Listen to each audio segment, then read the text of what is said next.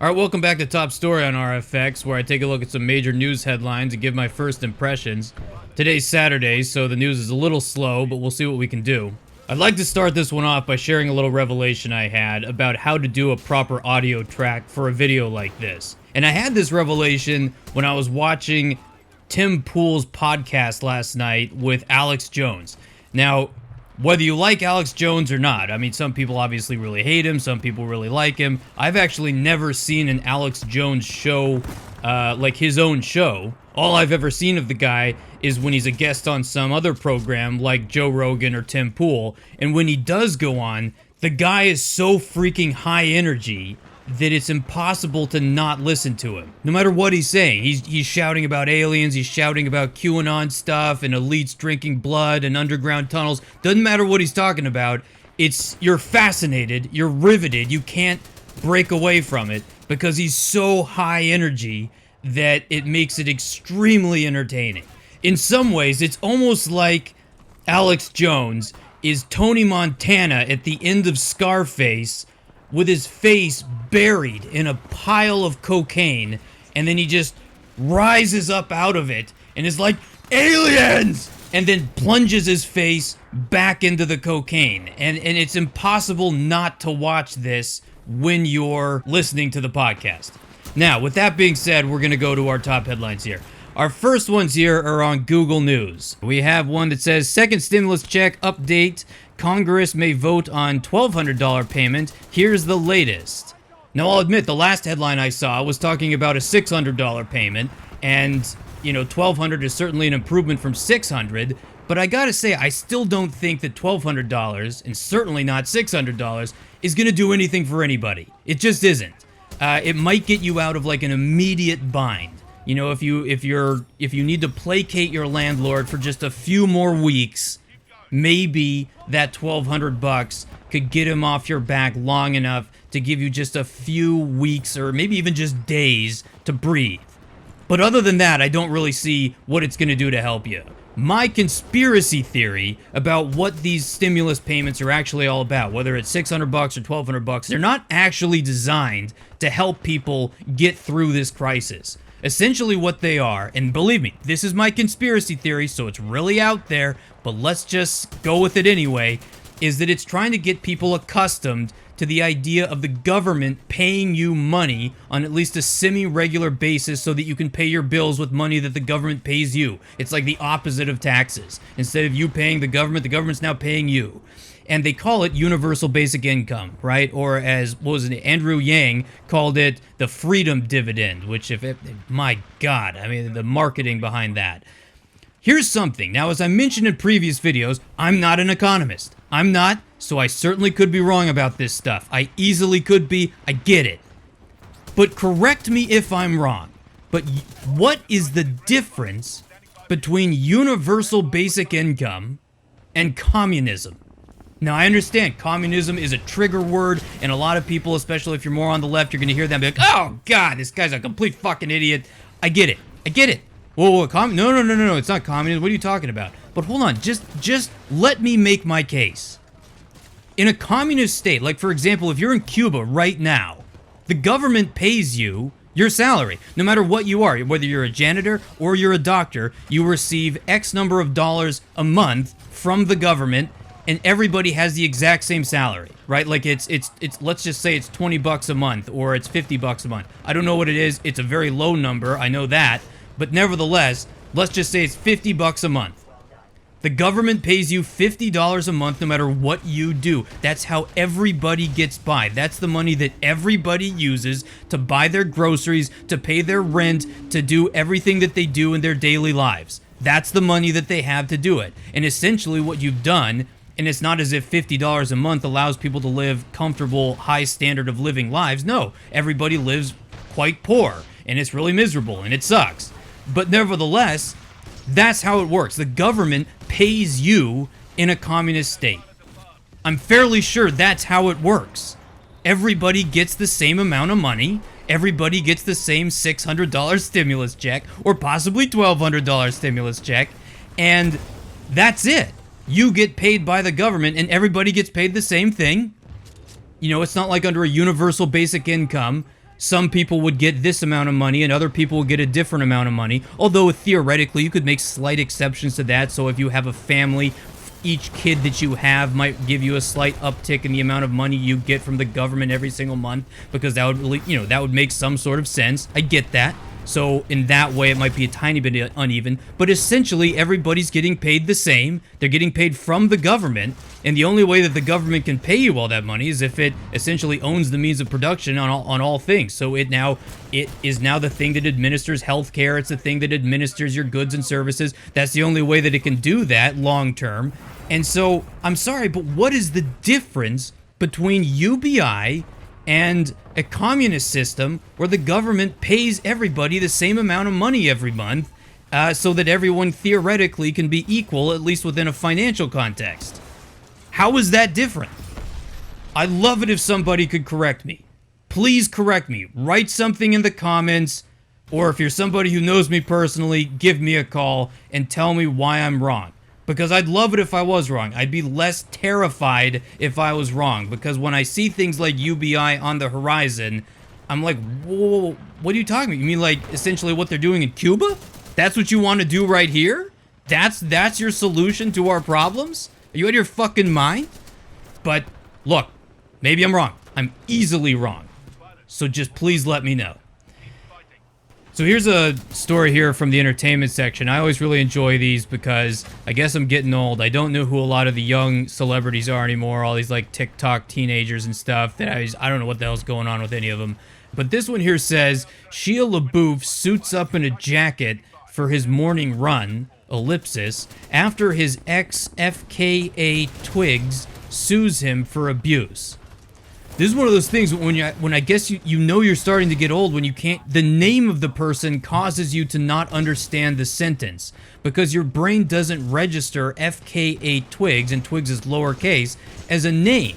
So you're thinking, I didn't know what to think when I first saw this. I'd never heard of FKA Twigs, so I didn't know. Apparently she's a British, calls her a singer-songwriter. I'm gonna go with pop star instead. But anyway, the point is, she is suing him for abuse. Okay, fine. That's a headline if you're in the entertainment world. Maybe that's something interesting because Shia LaBeouf is getting sued. Okay, I don't necessarily have a problem with that as a news headline. What I do have a problem with is the first part of the headline, which says Shia LaBeouf suits up in a jacket for his morning run. What in the world does that have to do with anything? The headline, technically, is just that Shia LaBeouf is getting sued by FKA Twigs for abuse. That's the headline. So why are you writing that he suits up in a jacket for his morning run? I might be missing something. I don't follow this news, so I don't know. But what in the world are they talking about? That's all I gotta know. And how did this woman come up with FKA Twigs? What does that mean? And maybe that's slang. Maybe, FKA stands for something. And maybe Twigs is a slang word that the kids are using these days that I just haven't heard before. Like I said, totally out of it. There's all these like TikTok teenagers running around. I don't know what the fuck they're doing. Maybe Twigs is something that they use. And so if you're like under the age of 18, then FKA Twigs makes perfect sense to you.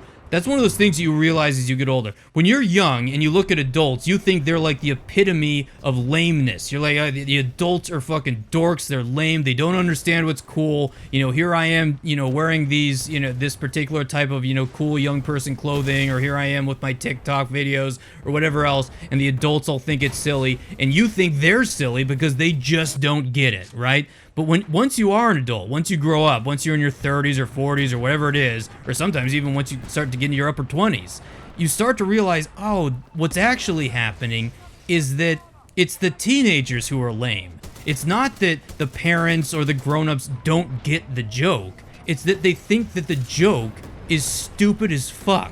It's the grown-ups who think the teenagers are lame, and then the teenagers think that the grown-ups are lame. And I promise you, if you're a teenager right now, you will discover that it's the grown-ups who are right. You're the one who's acting like an idiot. I promise you. You'll realize that. All right, now we have a headline here from the Huffington Post. Always my favorite. And the headline here, which is bigger than usual, like the size of the font is far larger than it usually is. So I guess this is their way of letting you know they're very excited about this one. It says, finally, COVID vax starts shipping Sunday. Are they trying to sound stupid? Are they trying to look stupid? Sometimes I wonder. I think the Huffington Post is trying to make fun of itself. Why would you write COVID vax with an X? I think what they're trying to do is they're trying to make themselves look younger.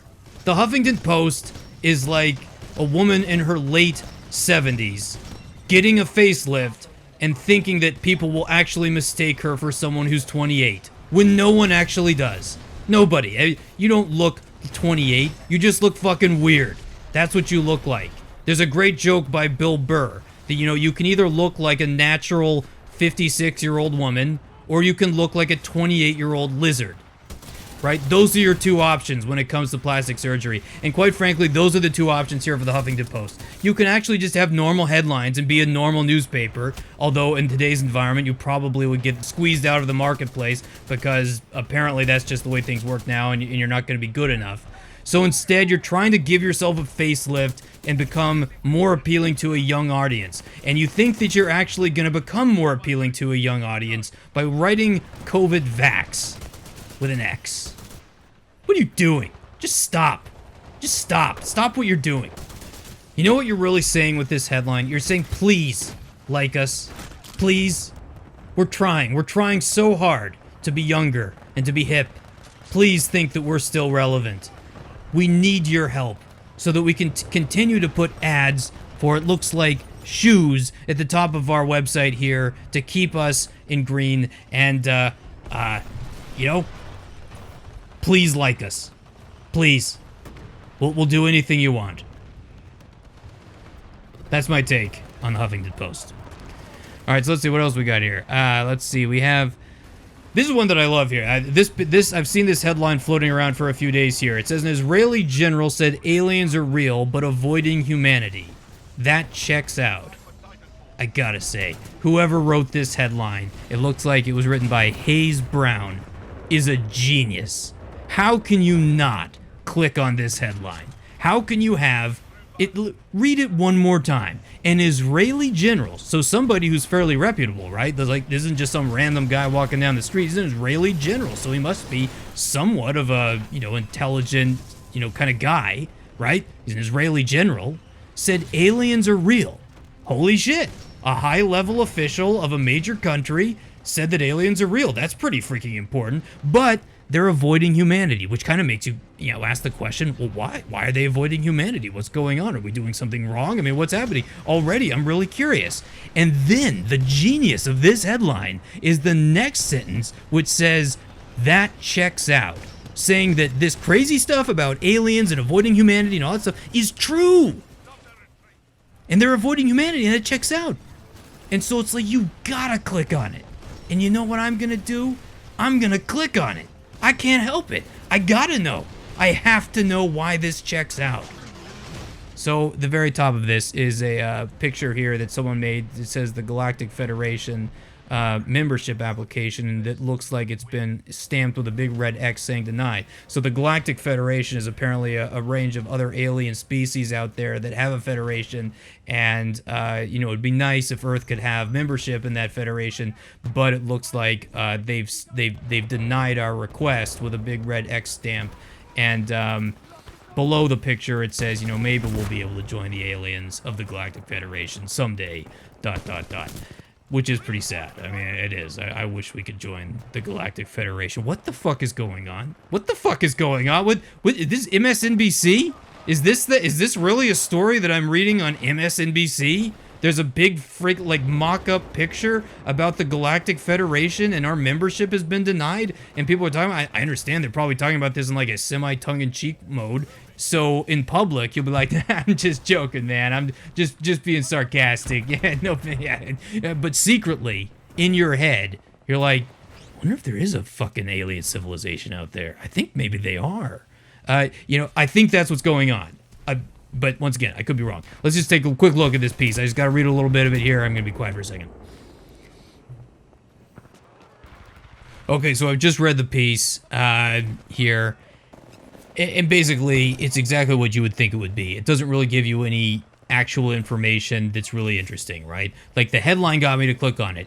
That checks out sentence was a stroke of genius. I had to click on it. But then, as always, once you actually read the piece, does it actually give evidence about aliens or any of this guys? Absolutely not. Absolutely not. Because you know why? Because Hayes Brown is a serious person who works for MSNBC, and serious people don't believe in aliens. They think it's like kind of interesting, maybe on the side, but not something they're going to really think about too much. That's what they think about it. And so it basically conveys that idea. It's like when you read a Dan Brown novel, right? Like every single Dan Brown novel has some, like, you know, conspiratorial bad guy, like let's say in Angels and Demons, it's the Illuminati, right? And everybody's secretly really interested in secret societies like the Illuminati. Like, do they really exist? Do they actually control global events and this like secret cabal and stuff? Well, whatever they did, how interesting and fascinating would that be? And everyone's really interested in it. But then at the end of every Dan Brown novel, he spends the entire book building up the possibility of, let's say, the Illuminati being real. But at the very end, it's all like, no, there's no Illuminati. The world's boring. Didn't you know? It's like, well, yeah, I did know that, actually. I was very aware of that. That's why I'm reading this work of fiction, to take me out of the fact that we live in a cold, dead world. That's why I'm reading this book. I'm reading fiction because real life is, or at least my life in particular, is very boring. That's why I'm reading this. Why would you want that to be the end message of a fictional thriller? Like, that makes no freaking sense to me. And this piece is essentially that. It's like, it teases you with thinking that there are aliens out there, but then once you read the piece, the ultimate conclusion is no, no aliens. There's no Federation, come on, no. Like, well, okay. I mean, that's probably where I stand on the issue anyway, but like, why'd you have to tease me and then, you know, make me feel stupid? I don't know. I mean, it's very disingenuous, and I can't stand it. It's one more thing I dislike about everything. All right, everybody, I think that's it for today's episode of Top Story. There were a few good headlines in there, but it is the weekend, so bit of a slow news day. Anyway, catch you next time. Bye-bye.